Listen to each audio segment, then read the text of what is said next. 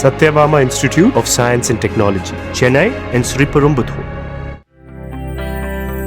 திருவண்ணாமலை அண்ணாமலையார் கோவில் பங்குனி மாத உண்டியல் காணிக்கை 2 நாட்களாக எண்ணப்பட்டதில் 4 கோடி ரூபாயும் 165 கிராம் தங்கம் மற்றும் 2 கிலோ 740 கிராம் வெள்ளியை பக்தர்கள் காணிக்கையாக செலுத்தியுள்ளதாக கோயில் நிர்வாகம் தெரிவித்தது.